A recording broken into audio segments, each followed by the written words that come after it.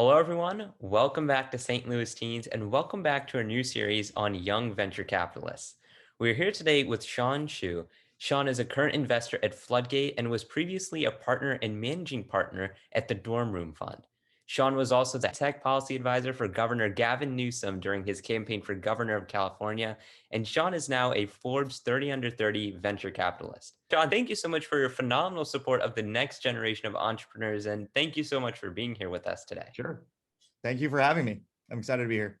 Shawn, thank you so much. Can you share with us what drove you to the field of venture capital and entrepreneurship, and what was the most favorite part of your journey so far?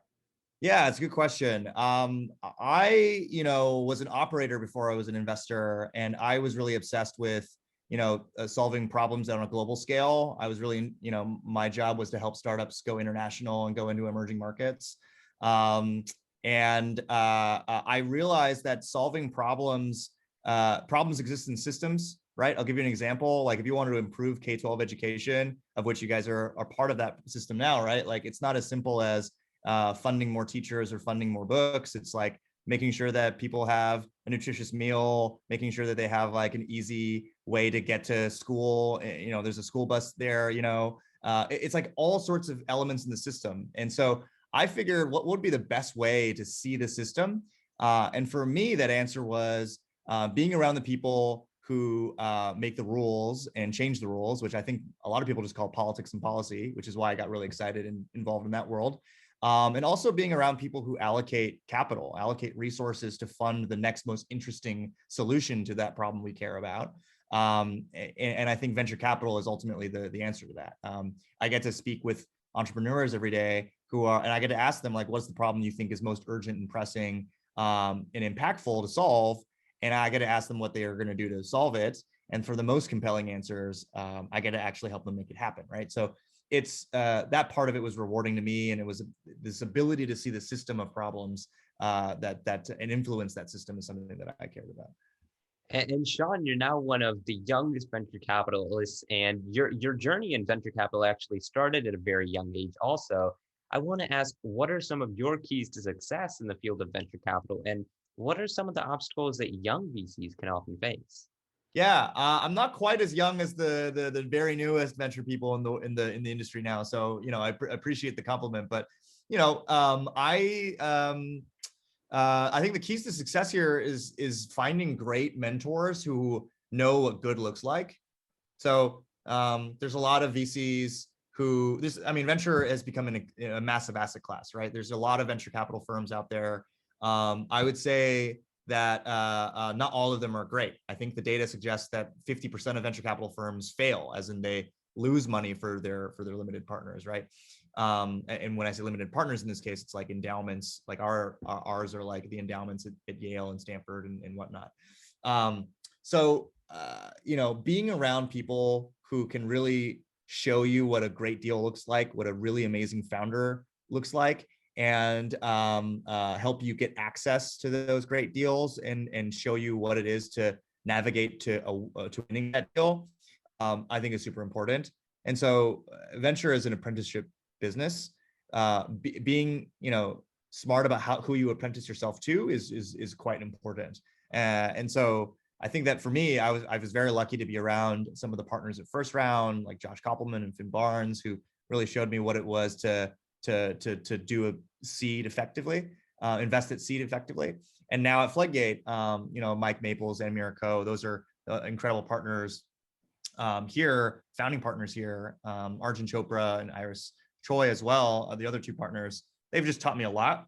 And so if I have one piece of advice, is just find great investors who've been at it for a long time who can teach you the ropes.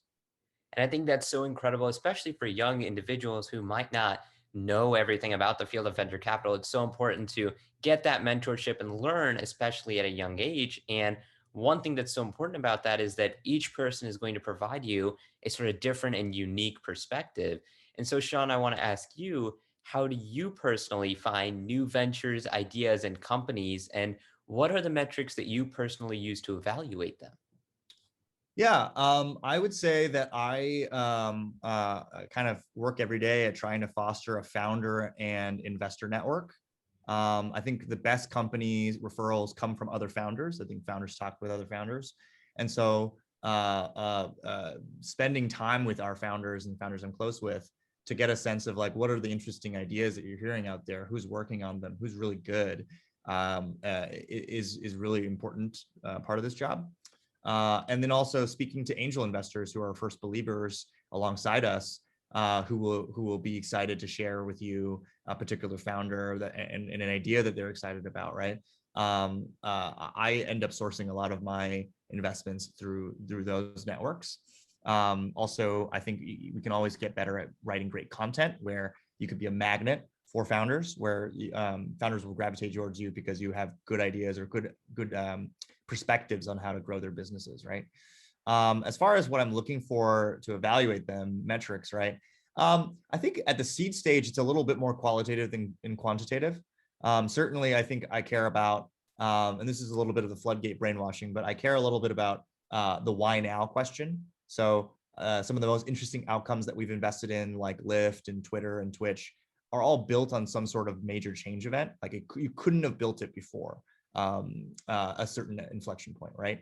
For Lyft, it was like GPS getting good enough in the iPhone 3, right, or 2, whatever it might have been, so that you can figure out where things are in the square, down to the square meter in real time. If you can know where 2 points on time are, you can do interesting things with that. That's how ride sharing, I think, got its start.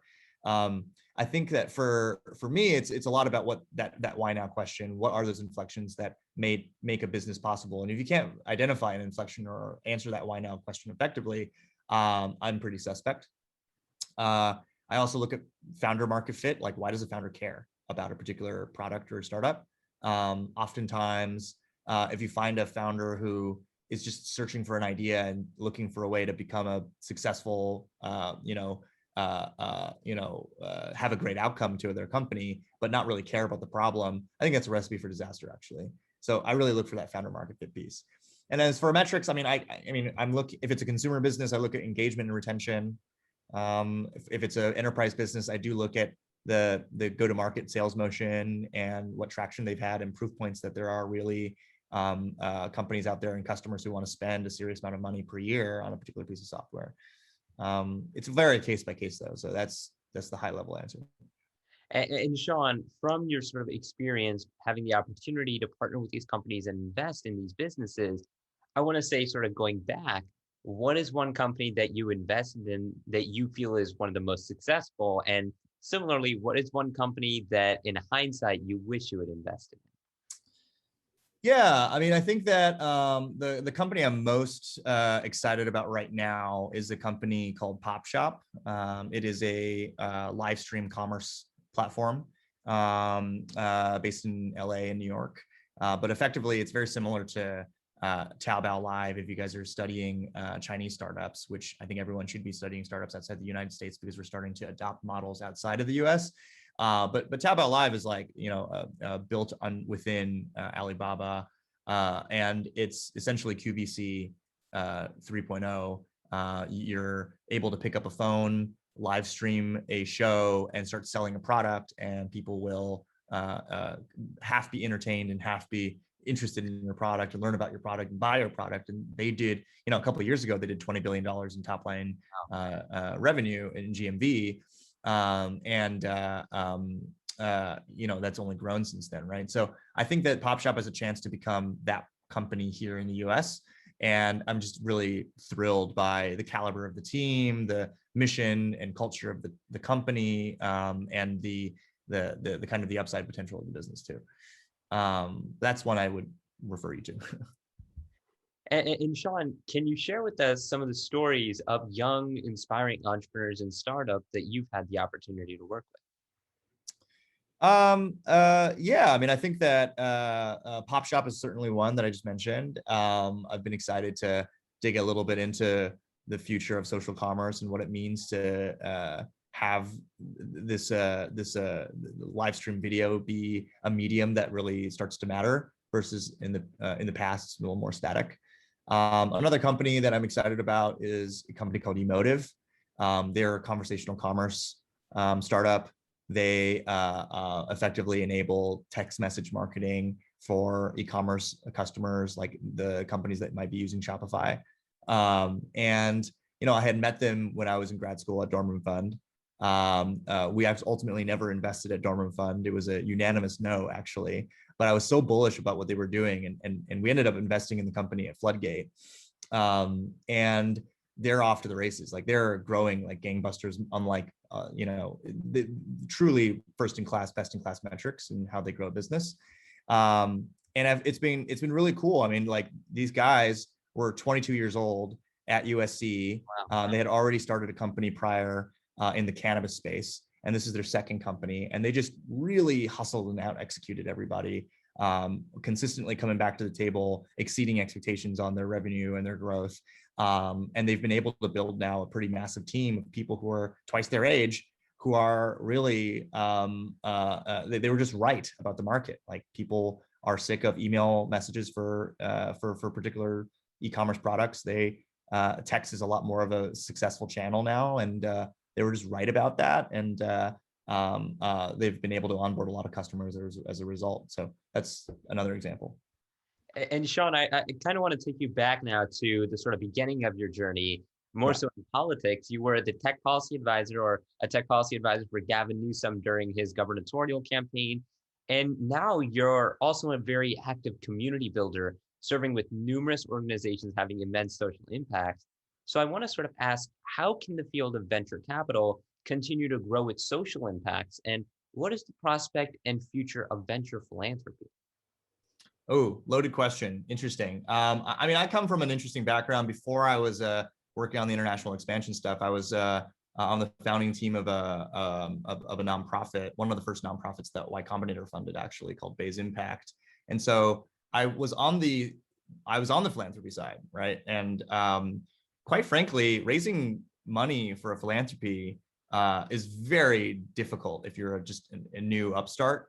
And so I think that what I internalized after that experience was, there's a way to make an impact on certain problems in the world. And some of the fastest ways and the most scalable ways to solve a problem is through a for-profit venture and to start a company, right?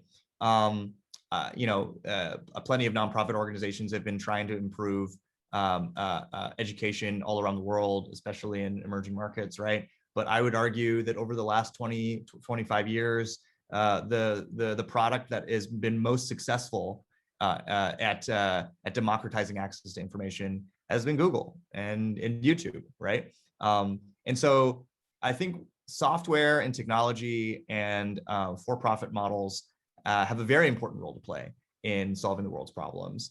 I actually think the combination of like public and private is quite important. So, not only are you building a for-profit company, but how do you incentivize for-profit companies to build things they normally wouldn't have through government incentives and subsidies, right? Like, this is how I think we're climate change, the issues surrounding climate change have been tackled over the last 10, 15 years. But at the end of the day, I think that impact is something that is the number one thing that drives me. And I just happen to believe that a lot of this is nonprofits have a role to play. I think they have a way to like solve for gaps in capitalism, but for the most part, I think there's a lot of for-profit startup models that can commercialize technology that has a big role to play in solving these problems. And as far as venture philanthropy, if I understand you correctly, like, impact investing is, I think, what you're getting at. And I think impact investing is awesome. I think that there are a number of institutions that will specifically fund a project, not because they believe that it will give them the 1000x return, but because they factor in the social impact into the return, their social return, right? And you can quantify that social return. I think that there's a space for that, right? But I think it depends on the problem you're trying to solve for. Right. The things that I'm interested in, for instance, like climate change is one of those areas, right? Like there are models and products out there where traditional venture capital can fund it because they believe that it can 1000x the investment and can be a return the fund type of situation. and also happen to be something that moves the needle on climate and sustainability and energy, right? Those models, I think, will get funded faster and are able to scale bigger, right? And I think the time to, like, we have pretty desperate problems in the world right now. I mean, I tend to be an optimist, but there's a lot of challenges in the world right now. And I want to try to find the ways to solve the problems as fast as possible and at biggest scale as possible. And I think the best way to do that is through traditional venture channels or through traditional finance channels, right? Um, there is a place for impact investing in nonprofits. But my main frustration in the past, having worked in nonprofit world, was how slow it was, to be honest. Unless it was a problem that no for-profit model would touch, and you still recognize that to be a problem, right? Like those gaps in capitalism for sure exist too. And I want to take you another step sort of back, even now to high school and college. I'm personally very fortunate that my school has an entrepreneurship program called Spark Incubator, and I owe lots of my personal growth today to Spark. I want to ask, how do you think more high schools and colleges can facilitate an environment for innovation and entrepreneurship at a younger and younger age? Yeah. I was very fortunate too. I mean, I was part of this organization called Future Business Leaders of America, national FBLA organization, and I grew up in Silicon Valley. And so, when I remember walking in and getting mentored at 14 years old and being given the crash course of, this is what a business is, this is what a startup is, this is what capital looks like, and on the weekends getting trained by other venture capitalists and founders. I was just introduced to the world at a young age, right? Whereas I think when I went to college and I realized a lot of my peers just did not have that. I think it's quite important. I think with Zoom being so predominant now, and there's good and bad to remote learning for sure, right? But you can access any human being in the world as long as they agree to spend time with you. And I think plenty of people want to spend time with you.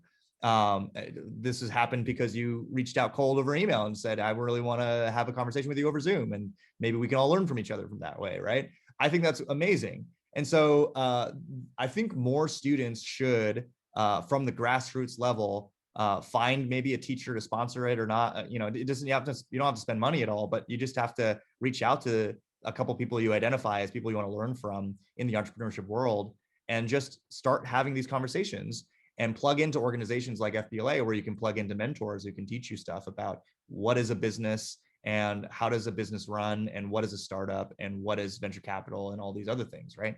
So you're doing it is what I'm trying to say. I think more high schools should tap into reaching out to people remotely and getting people to mentor and teach stuff remotely. That's my thought. And I think that's such an important message, especially now, really using technology and using software to its maximum capacity to not just say, hey, what's already there or who's here, but really try and go, outside of maybe your single community or even your city, try and get as many resources as possible and as much information as possible to sort of learn at a younger and younger age. And Shawn, I want to ask now, how do you think that teen entrepreneurs can leverage the resources of the venture capital world? Yeah. What's interesting is that I think that the access to the knowledge base to start a company, whether it's like, a Shopify store where you're selling something in e-commerce world, or you're learning how to code because there's the resources to learn how to code are available now. Like the barrier to entry is very low, much lower than what it was, when I was a teenager in high school, right? So I think that for you, it's don't believe that age is a barrier to starting a company, to raising capital, to building something meaningful that matters to other people. The idea matters, right? And maybe you need to stumble a couple times when you're a teenager or when you're in college or even after college to figure out what exactly is something that's valuable to other people. But the resources and information that's available out there to figure, like to teach yourself what is a good company and what is an entrepreneur, that's all, a lot of that's free and a lot of that's out there for you to access, right? I would not, I would, pitch a venture capitalist just like any other time, whether I was 15 years old or 35 years old, doesn't matter, right? As long as your idea is good and your product's real and the people like your product, right? And you are solving something that is an urgent pain for people, or it's like delighting people and giving them a WTF factor, right? As long as you have those things and that's real, then you have a product. And if you have a real product and you have a point of view on how to get it out there and monetize it, then you have a business, right? So I would not worry about like, how does a teenager get access to venture capital world? It's the same set of questions for anyone else at any other age. And continuing on that, I want to ask, what is your advice for teens and youth, and how can we be innovators and be agents of change just like yourself? Yeah. I would say that that comment I made earlier about inflections, you are a keen observer of inflections in a way that I think that a lot of people can't be, right? You belong to a generation that's different than mine. And so you have a point of view on what is different and changing, and what are the trends that people are adopting in a way that most people who are above the age of 30 or 25 just won't understand, right? I think a lot of people are becoming crypto native in a way that I'm certainly not crypto native. And so if that means that you're interested in crypto and understanding Web3 and decentralized finance and whatnot, just go deep into it, right? So how can you be innovators of change? Be an observer, document the change, document the inflections, really think about it. Craft an information diet where you can be around other people, or follow people on Twitter or Medium or Substack or whatever that are writing and actively thinking about those subjects, and just learn. And if you can do that, I think that you have your own place to offer your own perspective. And the first thing you can do is, if you have that inflection and you have a particular insight on something that's different or something that's uniquely possible because of that inflection, all you have to do after that is build. And you're in the same kind of cycle of entrepreneurship as anyone else who's ever built a company, no matter what the age is. So I think that you guys are doing all the right things. Some food for thought, right? Like Patrick Collison crashed on Paul Graham's couch when he was like 17, 18 years old. And Paul Graham had no idea that Patrick Collison was that young. But the very first perspective that Paul had after that instance was, oh my God, that guy is going to build something incredible someday. And he did. He built Stripe, and that Stripe's worth $100 billion now, right?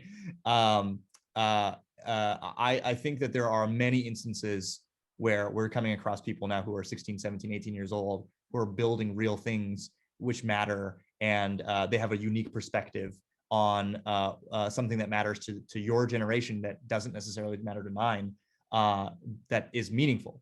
And so I would just keep your eyes peeled and start documenting things.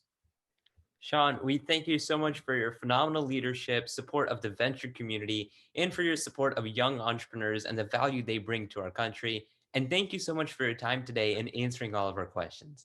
Hey, thank you for having me on. And anytime you need to reach out for me or want just a random advice, shoot me a note, SHAWN@floodgate.com, Shawn@floodgate.com, or find me on Twitter @Shawn Xu, and would love to stay in touch with you guys.